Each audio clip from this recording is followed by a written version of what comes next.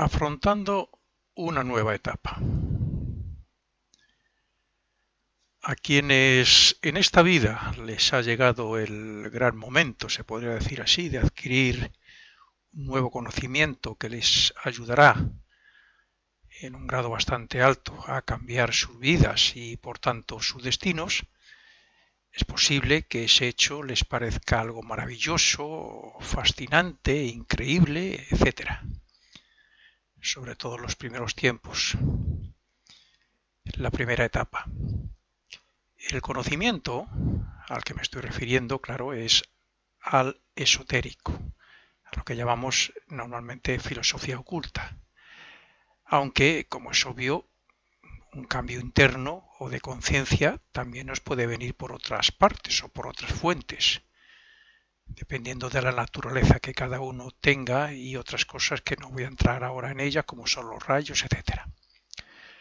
Suele ocurrir que las personas que ya han estado en contacto con esas enseñanzas en otras vidas anteriores, con esas enseñanzas o con otras, por decirlo así, que le preparan para recibir estas enseñanzas en esta vida. Entonces, los que han estado en contacto de alguna manera con estas filosofías, es casi seguro que vuelvan a contactar, en este caso, contactar con ellas con el fin de adquirir o prepararse para lo que en ocultismo llamamos la primera iniciación. Claro, esto si es que se lo merece y si es que en su anterior vida no se desvió del sendero, porque hay personas que se han desviado, han estado años y años conectados a una escuela y al final han sido vencidos por otras cosas y lo han dejado todo. Puede ocurrir que se dediquen durante años a ir de conferencia en conferencia, de maestro en maestro, de escuela en escuela, y entre todas esas cosas leer, pues yo que sé, un montón de libros de muy variados autores, etcétera. Eso puede ser, pero bien, está bien si al final terminan conectando con una escuela seria. Yo he conocido personas que son así y resulta que han ido de mal en peor. Y eso es lo que el verdadero aspirante a la iniciación nunca debe hacer. Evidentemente que, claro, algo aprenderán de todas estas cosas, estos maestrillos que hay por ahí, estas escuelas que fundan cualquier persona que ha estudiado un poco de filosofía.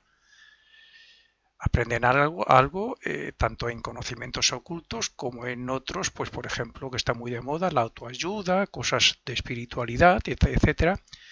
Pero claro, si no lo aplican a sus vidas, pues como es lógico, poco adelantarán respecto a lo que esté previsto en sus destinos.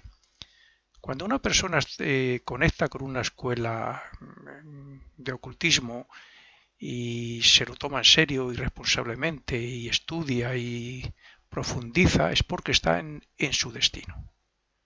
Como otras personas están en otras cosas y profundizan en ellas muy seriamente y sacan un gran progreso, un gran desarrollo moral, espiritual, intelectual, etcétera. Pues lo mismo ocurre con esto. Son pocos los que se centran en un solo lugar o escuela, sobre todo al principio, como he dicho, pero los que lo hacen extraerán mucho más beneficio que los que andan de un lado para otro.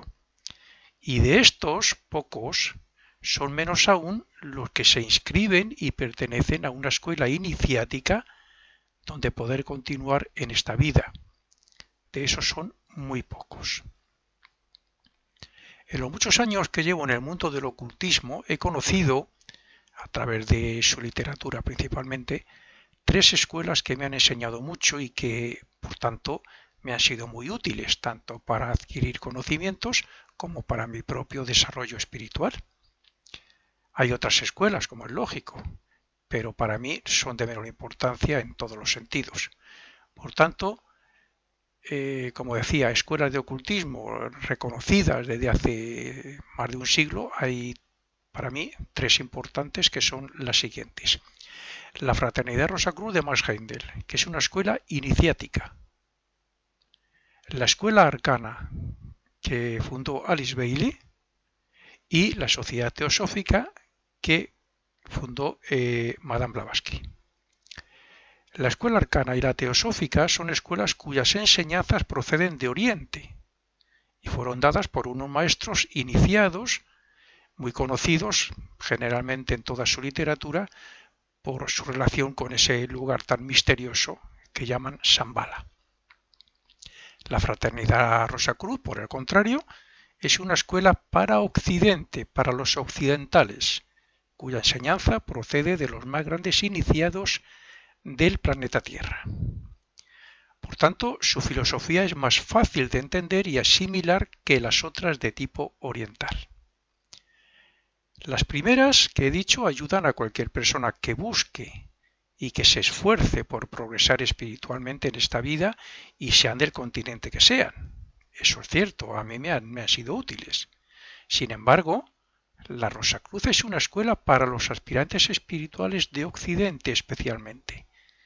Y por lo tanto, su enseñanza, sus ejercicios, sus maestros y las diferentes etapas que tienes están pensadas estrictamente para los occidentales. La iniciación se puede alcanzar por diferentes caminos y las enseñanzas ocultas de estas escuelas es uno de ellos. Sin embargo, lo mismo que es mejor pertenecer y centrarse en una escuela que andar buscando de un sitio para otro, también es mejor pertenecer a una escuela iniciática occidental que a otras cuyos lenguajes son a veces imposibles de comprender y de traducir. Esto no significa que esas escuelas sean malas.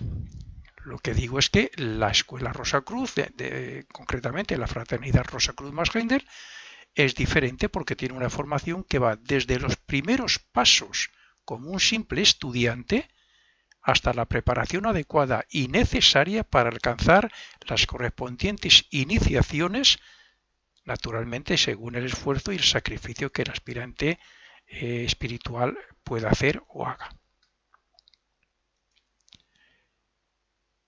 La iniciación es un despertar y una elevación de la conciencia como efecto del poder espiritual adquirido en una o en varias vidas. Por tanto, nadie nos la puede dar, nadie nos la puede conceder a cambio de favores, ni de dinero, ni de nada parecido. La iniciación nos la da cuando por méritos propios nos corresponde, cuando hemos desarrollado un poder interno que necesita esa clave, ese toque mágico que nos va a dar el iniciador en el momento de la iniciación. Y ese toque es el que va a hacer que ese poder se desarrolle, se amplíe y a partir de ahí el maestro nos facilitará el conocimiento necesario para su buen uso, para un uso correcto de él. Esta debe ser merecida, como acabo de decir, la iniciación, gracias al amoroso y desinteresado servicio a la humanidad y por otros ideales elevados llevados a la práctica, como es lógico. Normalmente suele ser en varias vidas. Es muy difícil que en una sola vida pasemos de ser una persona común a adquirir una iniciación, salvo casos de, excepcionales, personas un poco fuera de lo común. Normalmente se lleva varias vidas. Así es que, generalizando, diremos que quien contacta con una de estas escuelas no solo trae ya un gran bagaje de otras vidas, sino que además debe continuar ese trabajo de una manera persistente y precisa, a la vez que despacio pero sin pausa. Las prisas aquí nunca son buenas. Para obtener conocimiento puede uno meterse en la cabeza todos los libros y los cursos que quiera, pero el desarrollo espiritual hay que tomárselo con calma. Hacer ejercicios, muchos ejercicios, meditación, concentración, discernimiento, entre otros.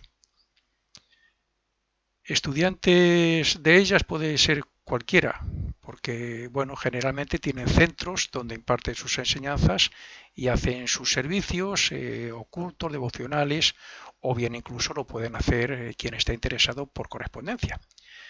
Pero el primer paso serio e importante que hay en estas escuelas, y bueno, me voy a referir más concretamente a la Fraternidad Rosacruz, es el llamado probacionismo, que es cuando la persona interesada se compromete seriamente a trabajar por su espíritu. Este paso es previo al del discipulado, cuando, como la palabra indica, se es discípulo de un maestro. Por consiguiente, el que desea hacerse voluntariamente probacionista debe tener claro que debe respetar y cumplir las normas y hacer los ejercicios y servicios que la escuela tiene para acelerar su desarrollo espiritual. Naturalmente que cuanto más preparado moral, intelectual y espiritualmente esté, menos le costará al aspirante. Y si a la vez ha vencido o no ha caído en ciertos vicios y malos hábitos como son el alcohol, el tabaco, las drogas, la práctica del espiritismo, etcétera, pues si no ha caído en todo eso, más poder tendrá para superar otras pruebas más sutiles. Porque el probacionista, como la palabra indica, está sometido a pruebas.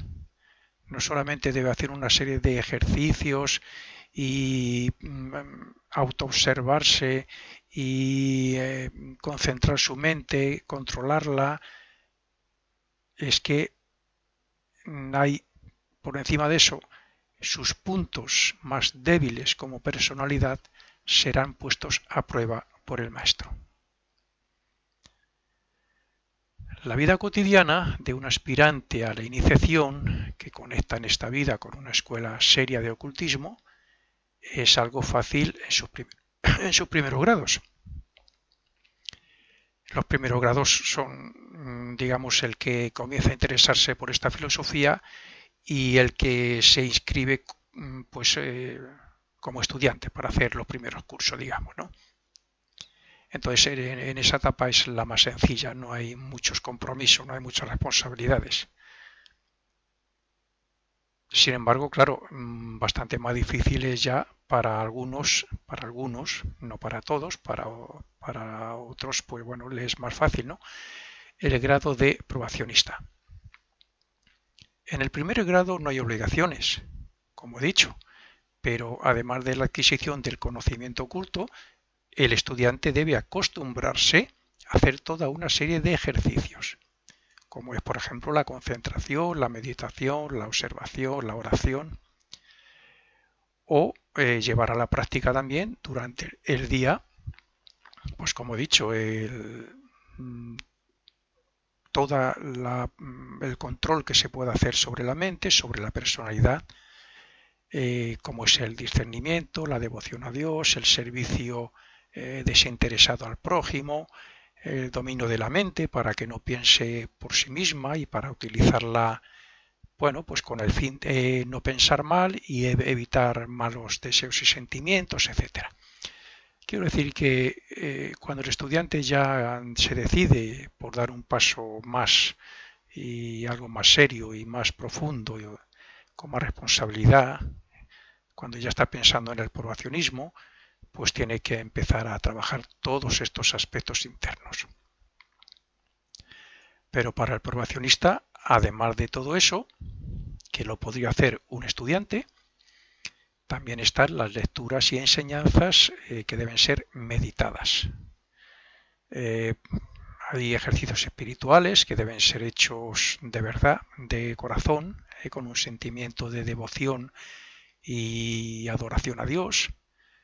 Está la observación del mundo y la propia observación de uno mismo, que deben ser hechas con responsabilidad, con profundidad y franqueza, para poder corregir las actuaciones o expresiones erróneas que nos llevan a hacer algo en contra de los ideales que tenemos o que deberíamos tener. La palabra también debe ser controlada para que no critique u ofenda. La mente no debe pensar por sí misma, sino que debe estar atenta a lo que ocurre para que sus respuestas sean responsables y bien intencionadas. En fin, una serie de de claves, de ejercicios, de cosas, de trabajos que hay que tenerlas presentes si de verdad queremos ir por ese camino del probacionismo responsable. En las mañanas debe haber o debería de haber, yo lo aconsejo así siempre, un ejercicio que yo me lo creé para mí mismo, le denomino autoprogramación, pues se debería hacer para tener una actitud positiva en todo lo que se haga durante el día. Y por la noche pues se revisará esa autoprogramación para ver dónde se ha fallado, que sería lo que la Fraternidad Rosacruz llama una retrospección. Y durante el día, como es lógico, pues se procurará hacer todo, pues servir al prójimo, o al menos hacer todo con la idea de que lo hacemos como si fuera para Dios. Si bien es cierto que el aspirante cae muchas veces en tentaciones y pruebas, también lo es que gran culpa es de que no sabe escuchar a la vez que habla demasiado o pretende saber mucho. Hay un proverbio que dice que la sabiduría viene de saber escuchar y que el arrepentimiento tiene su mayor causa en el hablar. Por consiguiente, el principiante en el mundo del ocultismo, así como los propios ocultistas, deberíamos tener esto muy presente, puesto que todos, unos más y otros menos, metemos la pata de alguna manera, bien por pensar mal o no entender lo que escuchamos, o bien porque hablamos sin razonar y sin analizarnos cuando nos expresamos.